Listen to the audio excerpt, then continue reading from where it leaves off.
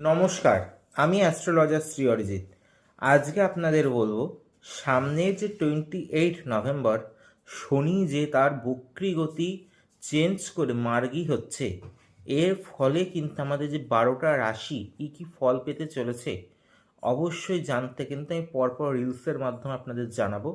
আজকে 6টা বলছি, পরের দিন কিন্তু বাকি 6টা আরও বলবো। প্রথমেই বলবো মেষ রাশি।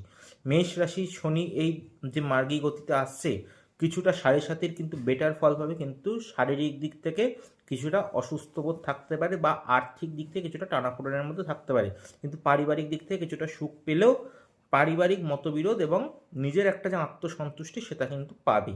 বৃষ রাশি যে জাতক বা জাতিকারা আছে, এই শনির যেই মার্গী গতিতে পরিবর্তন, এর ফলে কিন্তু বৃষ রাশি কিছুটা আর্থিকভাবে সচ্ছলতা পাবে, কর্মক্ষেত্রে কিছুটা ভালো পদোন্নতির যোগ দেখা যাচ্ছে এবং যে পারিবারিক ক্ষেত্রে কিছুটা একটুখানি মতবিরোধ হতে পারে।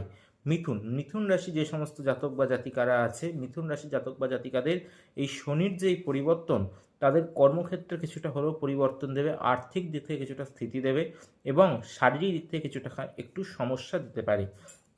কর্কট রাশি যে সমস্ত জাতক বা জাতিকারা আছে, তাদের এই শনির পরিবর্তন জীবনে প্রভূত উন্নতি দিয়ে থাকবে এবং তাদের জীবনে আর্থিক দিক থেকে কিছুটা জোয়ার আসবে এবং পারিবারিক দিক থেকে কিছুটা সাপোর্ট তারা পাবে এবং যারা এখনও পড়াশোনার মধ্যে আছেন তারা অবশ্যই কিন্তু পড়াশোনার ক্ষেত্রে ভালো রেজাল্ট অবশ্যই করতে পারবে।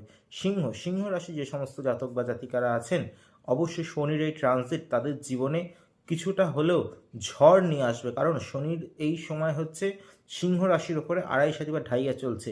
মেষ রাশি যেমন বললাম ভালো হলেও সিংহ রাশির কিন্তু কিছুটা হলেও খারাপ হবে, তবেই আপনাদের আর্থিক দিক থেকে কিছুটা সচ্ছলতা পেতে পারেন এবং শারীরিক দিক থেকে যে একবারে পুরো ভেঙে পড়েছিলেন সেখান থেকে কিছুটা হলেও উঠে আসবেন। কন্যা রাশির জাতক বা জাতিকাদের এই শনির ট্রানজিট অবশ্যই ভালো ফল দেবে, আর্থিক দিক থেকে কিছুটা পদোন্নতির যোগ দেখা যাচ্ছে এবং কর্মক্ষেত্রে যথেষ্ট সাপোর্ট পাবেন মানুষের এবং বিশেষভাবে তাদের কর্মক্ষেত্রে একটা নতুন জোয়ার এনে দেবে এই শনির ট্রানজিট। আর বাকি যে আর 6টা রাশি থাকলো তুলার থেকে মিন, অবশ্যই নেক্সট রিলসে আমি কিন্তু আপনাদের বলবো। অবশ্যই এই চ্যানেল সাবস্ক্রাইব করুন, লাইক করতে ভুলবেন না এবং যদি সমস্যা থাকে শেওড়াফুলি চেম্বার প্রত্যেক মঙ্গলবার এবং গড়িয়াহাট চেম্বার প্রত্যেকটি শুক্রবার এবং মাসে একটি দিন শিলিগুড়ি চেম্বার এবং বাকি আরেকটি দিন থাকি আমি তারাপীঠ চেম্বার, বাকি দিন অনলাইন চলে।